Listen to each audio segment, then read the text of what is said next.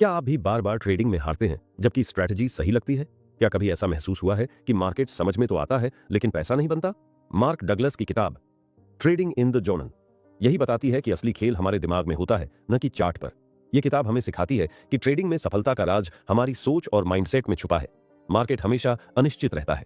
कोई भी pattern, indicator या न्यूज 100% सही भविष्यवाणी नहीं कर सकता। फिर भी अधिकतर ट्रेडर्स हर बार यह उम्मीद करते हैं कि इस बार तो ट्रेड जरूर सफल होगा। जब ऐसा नहीं होता तो हम गुस्सा, डर या निराशा में आ जाते हैं। डगलस कहते हैं कि सफल ट्रेडर्स आउटकम को कंट्रोल करने की कोशिश नहीं करते।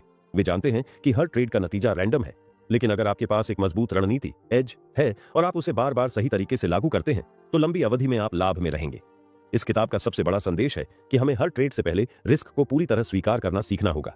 जब आप लॉस को भी सहजता से स्वीकार कर लेते हैं तो डर, लालच और असुरक्षा की भावनाएं खत्म होने लगती हैं। तब आप सचमुच जोन में आ जाते हैं, यानी एक ऐसी स्थिति में जहां डिसीजन मेकिंग एकदम स्पष्ट, शांत और डिसिप्लिन्ड होती है।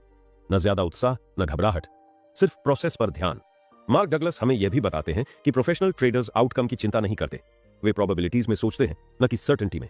उनकी सोच यह होती है, मुझे नहीं पता अगला ट्रेड क्या देगा, लेकिन मैं जानता हूं कि मेरी प्रोसेस लॉन्ग टर्म में काम करेगी। बस यही सोच ट्रेडिंग में कंसिस्टेंसी लाती है और वही असली सफलता है।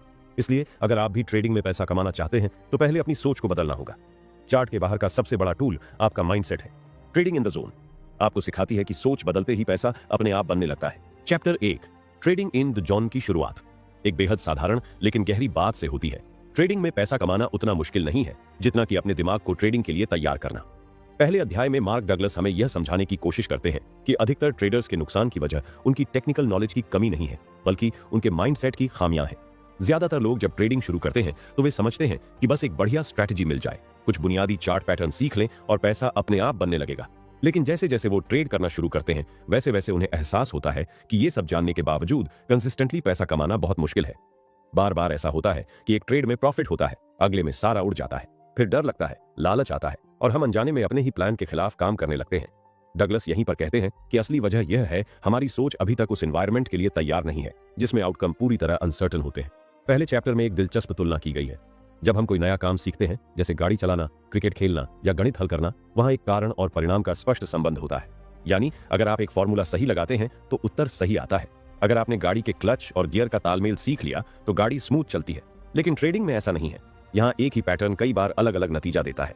यही अनिश्चितता हमारे दिमाग को कंफ्यूज करती है, क्योंकि हम आदतन यह मानते हैं कि अगर मैंने ये सही किया है तो आउटकम भी मेरे पक्ष में होगा। मार्केट इस नियम पर नहीं चलता। डगलस कहते हैं कि हमारी परवरिश, शिक्षा और सामान्य जीवन के अनुभवों ने हमें यह सिखाया है कि मेहनत और सही काम का सीधा फल मिलता है। लेकिन ट्रेडिंग में शॉर्ट टर्म में ऐसा नहीं होता। यहाँ आपको बार बार एक्सेप्ट करना पड़ता है कि मैंने सब सही किया, फिर भी लॉस हो सकता है। और जब तक हमारा माइंडसेट इस सच्चाई को पूरी तरह स्वीकार नहीं करता, तब तक हम डर, लालच, बदले की भावना और ओवर कॉन्फिडेंस के जाल में फंसे रहते हैं। यहीं से लॉसेस का असली सिलसिला शुरू होता है। पहले अध्याय में लेखक इस पर जोर देते हैं कि अगर आप मार्केट की अनसर्टेनिटी को पूरी तरह एम्ब्रेस नहीं करते तो आप अपने ही मनोविज्ञान के शिकार बनेंगे। बार बार स्ट्रैटेजी बदलना, रूल्स तोड़ना, जल्दी प्रॉफिट बुक करना या लॉस को बिना सोचे समझे बढ़ा देना, ये सब हमारे अंदर के उस डर और असुरक्षा का नतीजा है जो सर्टेनिटी की झूठी उम्मीद से पैदा होता है। अब सवाल यह है, अगर ट्रेडिंग की असली चुनौती टेक्निकल नहीं बल्कि मानसिक है तो हम अपने माइंड को कैसे बदलें? कैसे हम अनिश्चितता को पूरी तरह स्वीकार करके भी आत्मविश्वासी और अनुशासित रह सकते हैं? क्या आप सच में तैयार हैं उस अनकंफर्टेबल सच का सामना करने के लिए जो शायद आपकी अब तक की सोच को पूरी तरह पलट दे? चैप्टर 2 दूसरे अध्याय की शुरुआत एक साधारण लेकिन चौंकाने वाले सत्य से होती है। हर ट्रेड का आउटकम रैंडम है। सुनने में यह बात कई लोगों को अजीब लग सकती है, क्योंकि जब हम चार्ट्स देखते हैं, पैटर्न्स को पढ़ते हैं या कोई स्ट्रैटेजी अपनाते हैं तो हमें लगता है कि आउटकम पर हमारा कुछ न कुछ कंट्रोल तो होना ही चाहिए। लेकिन मार्क डगलस यहां फिर से हमें याद दिलाते हैं कि मार्केट में सर्टेनिटी जैसी कोई चीज नहीं है। इस अध्याय में लेखक यह स्पष्ट करते हैं कि एक ट्रेड का आउटकम रैंडम हो सकता है, लेकिन इसका मतलब यह नहीं कि मार्केट पूरी तरह रैंडम है। मार्केट में पैटर्न्स होते हैं, ट्रेंड्स होते हैं और आपके पास एक एज भी हो सकती है, मगर यह एज केवल लंबे समय में काम करता है, इंडिविजुअल ट्रेड्स के आउटकम पर नहीं। यहीं पर अधिकतर ट्रेडर्स फंस जाते हैं।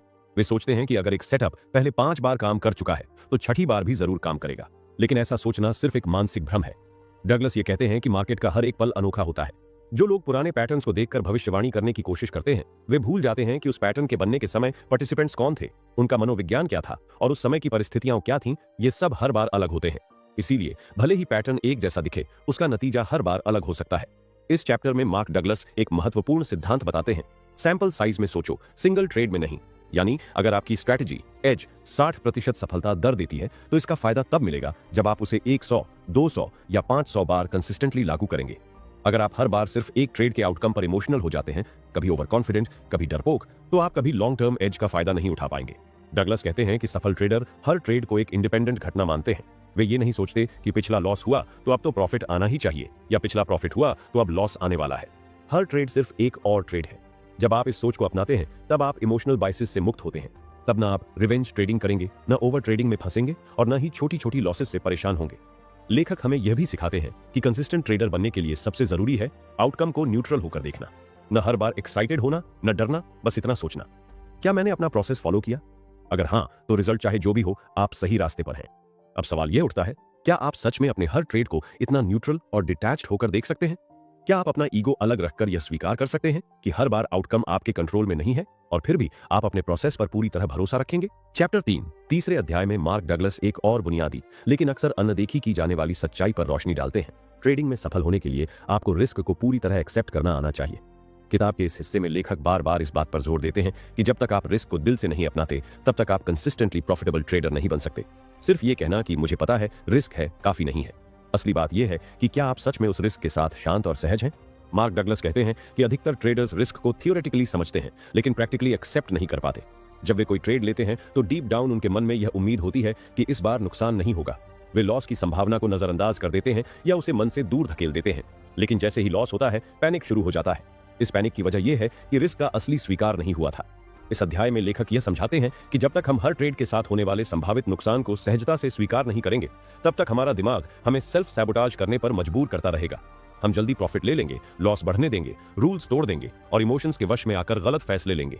इसका हल यह है कि हर ट्रेड से पहले साफ साफ अपने आप से पूछें, क्या मैं इस ट्रेड का संभावित नुकसान पूरी तरह से इमोशनली और फाइनेंशियली स्वीकार कर चुका हूं? अगर जवाब हां है, तभी उस ट्रेड को लेना चाहिए। डगलस कहते हैं कि रिस्क एक्सेप्टेंस का मतलब यह नहीं कि आप रेकलेस हो जाए या यह सोचें कि नुकसान से कोई फर्क नहीं पड़ेगा। इसका अर्थ यह है कि आप लॉस को इस प्रक्रिया का स्वाभाविक हिस्सा माने। जैसे कोई बिजनेसमैन जानता है कि हर इन्वेस्टमेंट से प्रॉफिट नहीं होगा, वैसे ही एक ट्रेडर को भी पता होना चाहिए कि हर ट्रेड सफल नहीं होगा और इसे इमोशनली न्यूट्रल होकर स्वीकार करना चाहिए।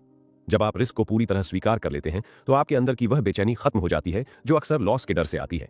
आप सहजता से अपनी स्ट्रैटेजी पर टिके रह पाते हैं, हर डिसीजन क्लियर माइंड से लेते हैं और मार्केट की अनिश्चितता को अपनी प्रोसेस का हिस्सा मान लेते हैं।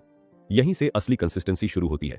डगलस यह भी कहते हैं कि कई बार ट्रेडर्स कॉन्शियसली रिस्क एक्सेप्ट कर लेते हैं, लेकिन सबकॉन्शियस लेवल पर डर बना रहता है। इस डर को मिटाने का एकमात्र तरीका है बार बार खुद को यह सिखाना कि लॉस सामान्य है, वह आपके सेल्फ वर्थ का पैमाना नहीं है और न ही वह आपकी स्किल का सीधा प्रमाण है। जब तक आप हर लॉस को पर्सनल न माने, तब तक आपका माइंड न्यूट्रल बना रहेगा। अब एक महत्वपूर्ण सवाल यह है, क्या आप सच में अपने हर ट्रेड के संभावित नुकसान को इतनी सहजता से स्वीकार कर सकते हैं कि लॉस होने पर भी आपकी भावनाएं न डोलें? क्या आप लॉस को उतनी ही नॉर्मल घटना मान सकते हैं जितना कि प्रॉफिट को? अगर नहीं, तो क्या आप तैयार हैं इस स्किल को धीरे धीरे अपने अंदर विकसित करने के लिए? चैप्टर 4 चौथे अध्याय में मार्क डगलस हमें इस गहराई से समझाते हैं कि हमारा अनुभव और हमारे विश्वास, बिलीव्स, कैसे हमारी ट्रेडिंग की सोच और व्यवहार को आकार देते हैं।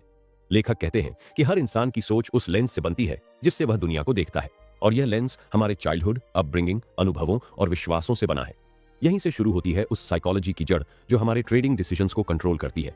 डगलस ये समझाते हैं कि हम सब बचपन से ही कंडीशनड होते हैं कि दुनिया प्रेडिक्टेबल और कंट्रोलेबल है।